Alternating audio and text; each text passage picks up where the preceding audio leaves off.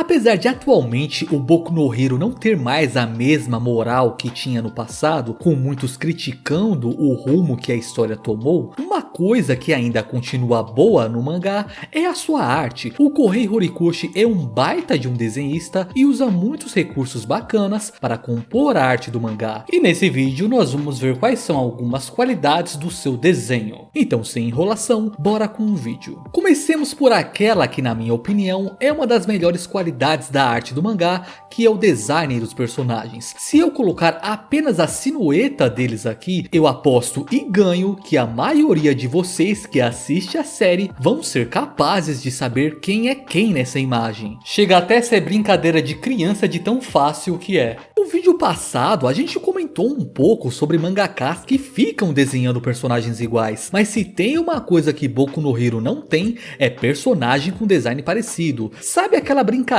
de tentar achar o protagonista num bando de personagens sem graça? Fazer isso com Boku no Hero é jogar no level hard, pois todo mundo ali tem um design super único e chamativo. Só em um único elemento como os olhos, a gente já encontra uma variedade de formas muito grande. E essa grande diferença que os personagens têm entre si é consequência do autor aplicar bons conceitos de design na criação deles, de uma forma que, além de serem distintos, a gente também consegue dizer muito daquele personagem só de olhar para ele, seja algo da sua personalidade, poderes ou sobre a sua evolução na história. Cada visual de Boku no Hero comunica algo, por mais simples que seja. O desenho, assim como a escrita, é uma forma de comunicação. As linhas, cores e formas, todas elas possuem as suas próprias linguagens, pois elas causam diferentes impressões nas pessoas que estão observando elas. E no design de personagem, uma das linguagens mais usadas é a linguagem das formas. É simplesmente impossível falar do visual dos personagens de Boku no Hero sem citar esse assunto, pois ele está enraizado na concepção desses personagens. A premissa dessa linguagem é muito simples. Cada forma passa uma impressão diferente na gente, então o personagem é moldado tendo um determinado formato em mente. Círculos, como não tem cantos, nos passam uma impressão muito mais fofa, amigável e inofensiva. Os triângulos são o completo oposto. Apesar de passarem uma impressão de movimento, eles também despertam sentimentos de agressividade. Já os quadrados passam uma sensação de robustez e estabilidade, uma muralha intransponível e protetora. Porém, uma forma não tem só um significado. Os quadrados que passam essa impressão de estabilidade também podem comunicar algo mais rígido, inflexível e chato. Por isso que existe aquela frase de fulano é uma pessoa muito quadrada. E um personagem que se encaixa um pouco nisso é o Ida, que é alguém muito disciplinado, apegado às regras e que todo o seu design também é feito com quadrados, seja nos olhos, o óculos ou no formato do rosto. Tudo isso passa a impressão de que ele é um fiel cumpridor das regras. Mas essas aí são as formas primárias. Se você unir duas formas, você obtém um resultado totalmente diferente, como no caso do Koji, por exemplo, que pode ser interpretado como uma mistura de quadrado com círculo, o que dá a impressão de que ele é um cara forte, mas também amigável. Além da linguagem das formas, o Kohei normalmente pega algum elemento, tema ou ideia para colocar nos seus designs. Em boa parte das vezes é algo atrelado ao poder do personagem. O traje de herói da Uraraka mesmo tem uma temática mais espacial, o que comba com o seu poder de gravidade zero. Já o traje do Bakugou cospe imediatamente que sua habilidade tem a ver com algo explosivo, pois todos os adereços do seu traje fazem menção a isso.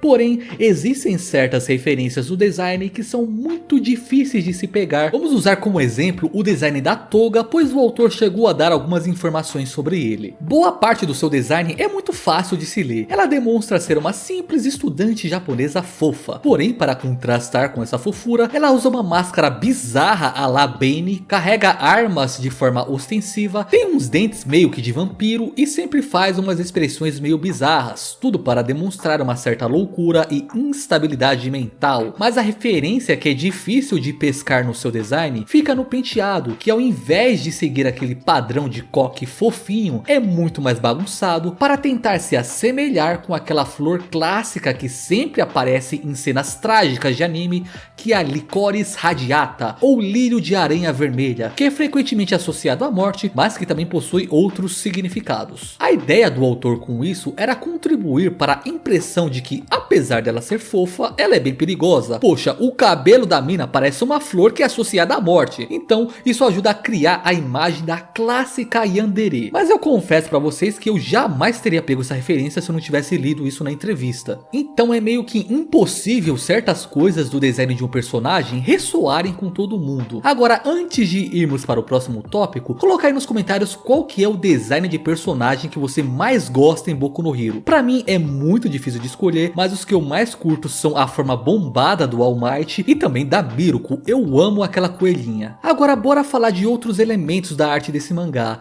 Em quesito técnico de desenho, o autor consegue fazer praticamente de tudo e de uma maneira muito competente. A anatomia dos personagens é muito bem trabalhada, as sequências de golpes nas lutas, além de bonitas, tem uma condução visual muito boa e as expressões faciais que ele cria também são muito boas. Inclusive eu acho que essa é uma grande especialidade do Correi. E ele ou os assistentes dele amarra o seu desenho com uma arte final muito caprichosa. É até impressionante a quantidade de detalhes, de sombreamento que eles colocam no desenho para um mangá semanal. Inclusive gera um contraste interessante esses personagens tão cartunescos com esse detalhamento bem elevado. E sem falar que com o tempo a quadrinização do cara, que era mais simples, passou a ficar cada vez mais elaborada. Não que tenha algo de errado na simplicidade, afinal de contas ela funciona, mas isso mostra um apreço do autor em querer fazer algo melhor. Inclusive eu gosto muito desse painel aqui do overhaul se sobrepondo ao layout e os espaços entre os dedos dele meio que se transformam no quadro da página, inclusive com esse dedão dele fazendo uma separação entre ele e o Deku.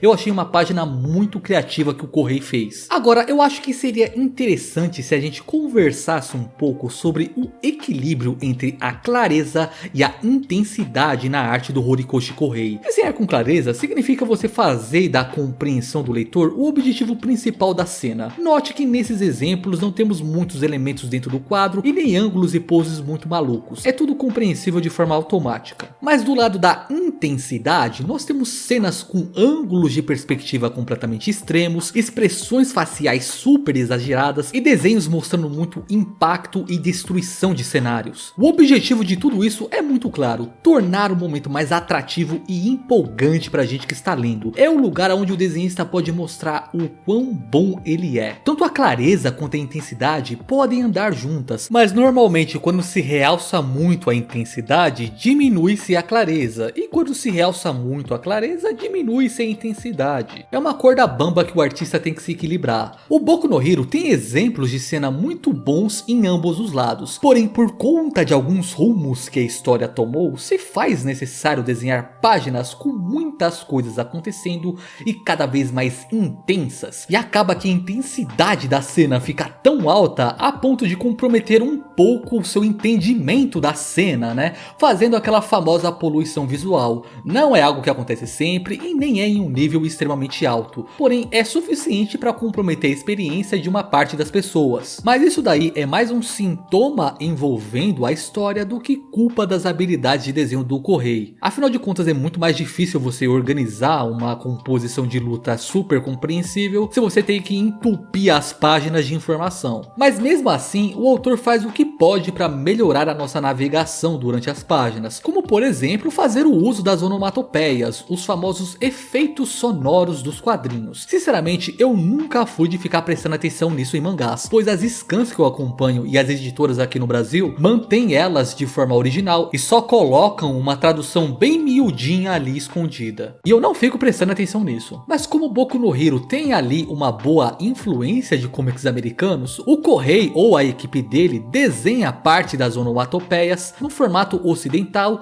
o que ajuda a ressoar mais com a gente. E uma utilização bacana que o autor faz delas é usá-las na composição para guiar o nosso olho pela página, como nessa cena aqui do Deku dando uma porrada no Sten e o fluxo da onomatopeia ajuda a guiar o nosso olho pela página. Esse é um recurso extremamente simples, mas querendo ou não, nos ajuda a seguir o movimento do personagem. Sinceramente, tirando alguns quadros meio poluídos aqui e ali, eu não vejo nada a se criticar na arte do Correio. O cara é um desenhista de primeira grandeza. Enfim pessoal, se você acompanhou o vídeo até aqui, não se esqueça de fazer a boa e deixar um like e um comentário no vídeo, beleza? Prometo que vou me esforçar para conseguir trazer vídeos melhores e com uma frequência maior, que é uma coisa que eu estou vacilando. E agora, para finalizar, eu quero agradecer ao Bom Johnny, que retornou aqui como um membro no canal. Seja muito bem-vindo de volta, meu bruxo, e obrigado a todos os outros membros que têm patrocinado esses vídeos aqui. E basicamente era isso que eu queria falar hoje. Muito obrigado por assistir até aqui e até o próximo vídeo.